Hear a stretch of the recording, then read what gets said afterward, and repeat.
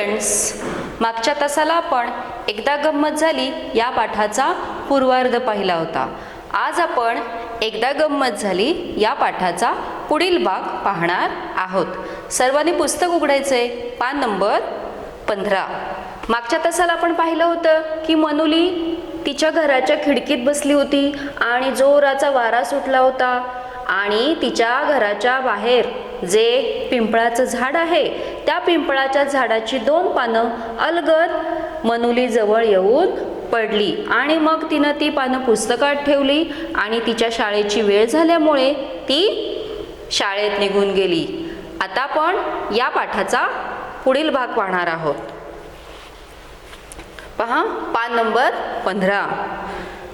बाई वर्गात आल्या. बाईंनी प्रथम नदीबद्दल माहिती सांगितली, नंतर नदीची कविता शिकवू लागल्या. एखाद्या डोंगरात नदीचा उगम होतो. ती वाहत वाहत डोंगरावरून खाली येते. डोंगरावरून येणारे छोटे छोटे प्रवाह तिला येऊन मिळतात. मग नदीचं पाणी आणखी वाढतं. नदी पुढे पुढे जाऊ लागते. बाई वर्गात आल्या. मनुलीच्या ज्या मॅडम होत्या, त्यांचा तास होता, त्यांचा पिरियड होता, त्या वर्गात आल्या आणि त्यांनी नदीबद्दल माहिती सांगितली आणि त्या नदीची कविता शिकवू लागल्या. तर बाईंनी काय सांगितलं की एखाद्या डोंगरात नदीचा उगम होतो. उगम म्हणजे सुरुवात. ज्या ठिकाणाहून एखाद्या नदीची सुरुवात होते तिला त्या ठिकाणाला नदीचा किंवा तेथे नदीचा उगम झाला असे आपण म्हणतो. एखाद्या डोंगरात नदीचा उगम होतो म्हणजे एखाद्या डोंगरातून नदीची सुरुवात होते. पुढे पुढे ती डोंगरावरून वाहत वाहत खाली येते. डोंगरावरून येणारे छोटे छोटे प्रवाह, छोटे छोटे ओढे येऊन तिला मिळतात आणि मग नदीचं पाणी आणखी वाढतं. पहा, आपल्या खेडमधून कोणती नदी वाहते तर जगबुडी नदी. मग या जगबुडी नदी जेव्हा वाहत जाते खेडमधून तेव्हा आजूबाजूचे जे ओढे आहेत, छोटे छोटे ओढे, त्या नदीला येऊन मिळतात आणि मग त्या नदीचं पाणी आणखी वाढतं आणि अशीच वाहत वाहत मग ती पुढे जाते. बाई नदीबद्दल माहिती सांगत होत्या. शेवटी बाई म्हणाल्या की उद्या नदीचं चित्र काढून आणा.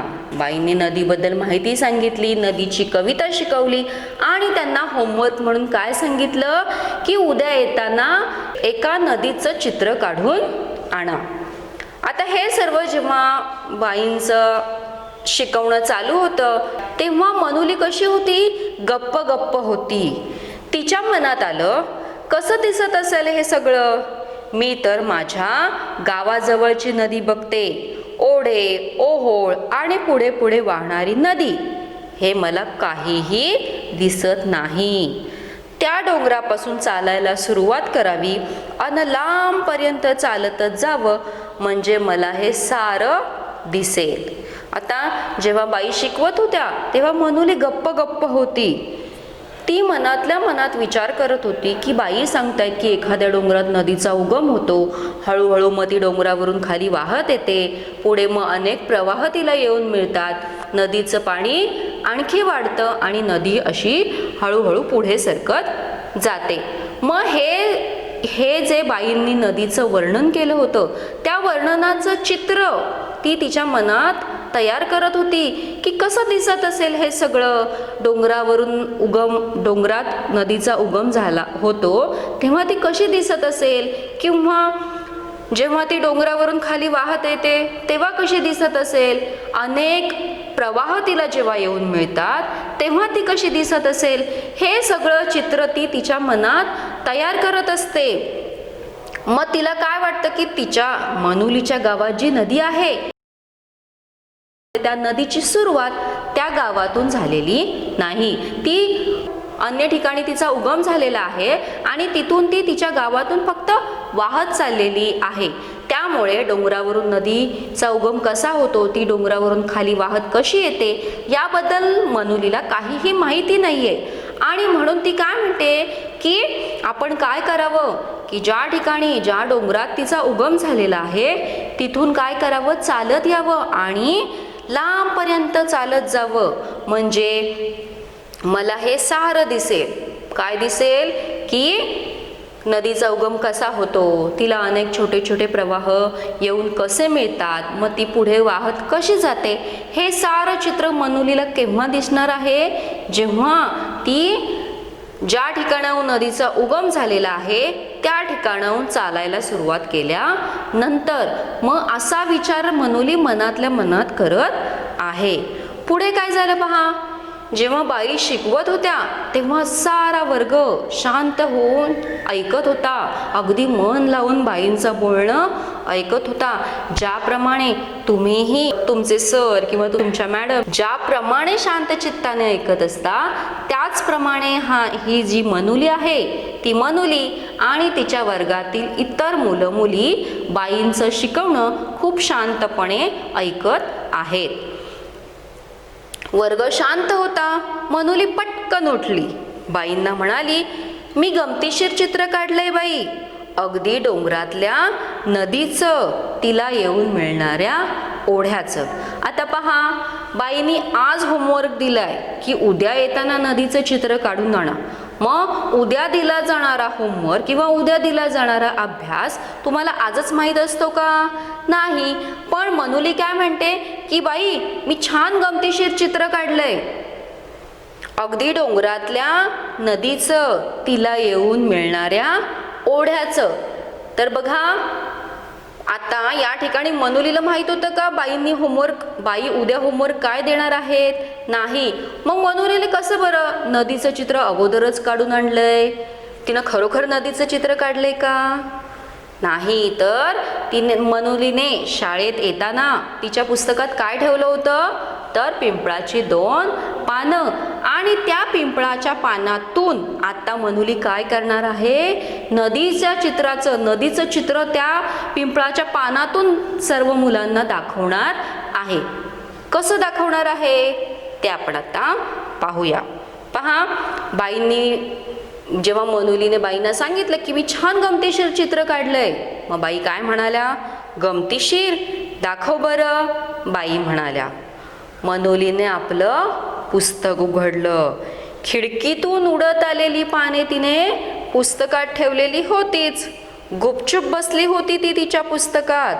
तिने एक पान आपल्या हातात घेतलं. मनुलीने काय केलं, जेव्हा बाई म्हणाल्या की दाखव बरं कुठे आहे तुझं गमतीशीर चित्र, तेव्हा मनुलीने काय केलं, आपलं पुस्तक उघडलं. आता पुस्तकात तिने काय ठेवलं होतं, पिंपळाची 2 पानं, आणि त्या 2 पानातील एक पान तिने काय केलं, आपल्या हातात घेतलं. आता मनुली तर काय म्हणते पहा, की गुपचूप बसली होती ती पानं तिच्या पुस्तकात. आता पानांना काय पाय आहेत का, की पुस्तकात ठेवल्यानंतर हळूच दुसरीकडे कुठे निघून जायला? नाही. तर मनुली काय करत आहे, गमतीशीर वर्णन त्या पानाचं सांगत आहे. की काय, की पानं ज्याप्रमाणे मनुलीने ती पानं तिच्या पुस्तकात ठेवली होती ती तशीच गुपचूप तिथे बसली होती. मनुलीने त्या 2 पानापैकी एक पान आपल्या हातात घेतलं. आता मनुली काय म्हणाली बाईंना, की मी तुम्हाला चित्र दाखवते. आता मनुलीने पुस्तकातून काय काढलं, पानं. मग बाईंना पण शंका वाटली की ही तर आपल्याला म्हणते की मी तुम्हाला छान गमतीशीर चित्र दाखवते, आणि हिने पुस्तकातून मनुलीने काय काढलंय, एक पिंपळाचं पान. मग बाई काय म्हणाले तिला, अगं चित्र दाखवतेस ना? बाईंनी विचारलं. मग मनुली ज्या जागेवर बसली होती तिथून हळूच उठून वर्गापुढे आली. तिने काय केलं, डाव्या हातात ते पिंपळाचं पान धरलं होतं. बाई म्हणाला, अगं हे तर पान आहे, कुठे तुझं गमतीशीर चित्र, हे पान आहे. मग मनुली पुढे काय म्हणाली पहा, मनुलीने काय केलं, डाव्या हाताच्या तळहातावर, हा आपला तळहात, या डाव्या हाताच्या तळहातावर काय केलं, ते पिंपळाचं पान ठेवलं. तळहात किंचित असा खोलगट केला आणि पानावरच्या मधल्या शिरेवर बोट ठेवून मनुली बाईंना काय म्हणाली, पहा बाई, ही काय आहे, डोंगरातून वाहत आलेली नदी. पहा, सर्वांनी पिंपळाचं पान जर तुम्हाला शक्य झालं तर एक पिंपळाचं पान घेऊन या घरी आणि त्या पानाचं निरीक्षण करा. पहा, मनुली काय करणार आहे आता? नदीचं चित्राचं वर्णन करून सांगणार आहे. ती काय सांगते पहा, हे बघा, ही पानाची ही जी मधली रेषा आहे ती काय आहे? मुख्य नदी, डोंगरातून जी वाहत येणारी नदी आहे मुख्य, ती ही नदी म्हणजे या पानाची ही शिरा. आणि या रेषेच्या बाजूला ज्या छोट्या छोट्या रेषा आहेत त्या रेषा म्हणजे या नदीला येऊन मिळणारे छोटे छोटे ओहोळ, ओढे. छोटी नदी, छोटे प्रवाह म्हणजे काय आहेत? या पानाच्या छोट्या छोट्या या शिरा आहेत. आता पहा, ही मधली नदी सरळ पुढे पुढे चालली आहे. बाई, ही नदी शहाणी नदी आहे, सरळ ओळीत चालली आहे. खरी नदी मात्र माझ्यासारखी कशीही धावते. मनुली काय सांगते की त्या पानाची मधली रेषा बघा, मधली शिरा ही सरळ असते आणि तिला ज्या कडेला ज्या रेषा असतात, दुसऱ्या छोट्या छोट्या शिरा असतात, या शिरा वाकड्या तिकड्या असतात. पण मधली जी मुख्य शिरा असते ती कशी असते? सरळ असते. मग मनुली काय म्हणते की ही नदी शहाणी नदी आहे, कारण ती सरळ रेषे जात आहे. आता पहा, आपण एखाद्याला शहाणं किंवा समजूतदार असं कधी म्हणतो की जेव्हा इतरांचं आपण ऐकतो किंवा इतरांनी दिलेल्या सूचनांचं पालन जेव्हा करतो तेव्हा त्या मुलाला किंवा त्या व्यक्तीला शहाणी व्यक्ती आहे असं आपण म्हणतो. मग इथे मनुली काय म्हणतीये की ही नदी कशी आहे? शहाणी नदी आहे, पण खरी नदी मात्र माझ्यासारखी कशीही धावते. मनुली काय म्हणते, ज्याप्रमाणे मी कशी धावते किंवा मी मस्ती करते किंवा मी एखाद्याचं ऐकत नाही, त्याप्रमाणे खरी नदी काय करते? कशीही वाहते. बघा, नदी पाहिलीच असेल तुम्ही. मग ही नदी सरळ रेषेत जाते का वाहत पुढे पुढे? नाही. तिला जशी जागा मिळेल तशी नागमोडी आकारात किंवा वेड्या वाकड्या वळणामधून ती पुढे पुढे जाते. मग मनुली काय म्हणते की ही पानातील जी नदी आहे ती कशी आहे? शहाणी नदी आहे, कारण ती कशी जाते? सरळ जाते. पण खरी नदी मात्र कशीही धावते. ही पानं म्हणूनच मला मगाशी काहीतरी सांगत होती. तुम्ही नदीची माहिती सांगत होतात ना, तेव्हा मला ऐकू आलं त्यांचं बोलणं, पानांचं बोलणं. गंमतच आहे नाही बाई. जेव्हा सकाळी खिडकीत जेव्हा बसली होती मनुली आणि त्यानंतर ती पिंपळाची पानं तिच्या जवळ येऊन पडली आणि मग त्या पानाचं जेव्हा तिने निरीक्षण केलं, त्या पानाची रचना तिने पाहिली आणि मग ते पान पुस्तकात ठेवून ती शाळेत आली. मग जेव्हा बाई नदीबद्दल माहिती सांगत होत्या, नदीचं वर्णन सांगत होत्या, तेव्हा मनुलीला त्या नदीचं वर्णन आणि ह्या पानांमधील रचना याच्यामध्ये साम्य आढळलं, सारखेपणा आढळला. म्हणून मनुलीने काय केलं की पानाची रचना आणि नदीची रचना काय केलं, तिने तुलना केली की पहा, नदीची रचना आणि पानाची रचना ही सारखीच आहे. आणि म्हणून तिने काय केलं की पानाच्या माध्यमातून नदीची रचना स्वतः समजून घेतली. स्वतःच्या कल्पनेने तिने ही रचना समजून घेतलेली आहे. आणि जेव्हा बाई तिला नदीचं वर्णन सांगत होत्या तेव्हा ती स्वतःच्या कल्पनेने त्या पानांमधील रचना मध्ये नदीची रचना आहे असं समजून ती ऐकत होती.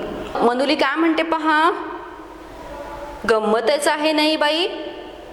बाईंसह सगळा वर्ग मनुलीकडे स्तब्ध होऊन पाहत होता. बाई म्हणाल्या, खरंच मनुलीनं किती सोप्या शब्दात नदीचं चित्र उभं केलं पहा. मनुली, तू छान कल्पना करतेस हं. आता पहा, तुम्हाला जे शिक्षक तुम्हाला सुद्धा अशाच सोप्या सोप्या युक्त्या किंवा सोप्या सोप्या चित्राच्या माध्यमातून एखादी कठीण गोष्ट तुम्हाला समजावून सांगतात. त्याचप्रमाणे इथे देखील मनुलीने काय केले आहे, नदीची रचना सोप्या भाषेत सोप्या शब्दात पानाच्या माध्यमातून स्वतः समजून घेतली आहे. आणि त्याचप्रमाणे तिच्या वर्गातील इतर मुलांना आणि तिच्या बाईंना देखील सांगितली आहे. म्हणून काय झालं आहे पहा, सर्व मुलांना त्या पानाच्या माध्यमातून ही नदीची रचना सगळ्यांना समजली आहे. मग मनुलीच्या बाई मनुलीला काय म्हणाल्या, खूप छान छान छान कल्पना केली आहेस मनुली, आणि ही नदीची रचना तू सगळ्यांना समजावून सांगितली आहेस. मग अशा प्रकारे इथे काय सांगितले आहे मनुलीने पहा, स्वतःच्या कल्पनेने मनुलीने त्या पानाच्या रचनेमध्ये नदीची रचना स्वतः समजून घेतली आहे, त्याचप्रमाणे इतर मुलांना समजावून सांगितली आहे.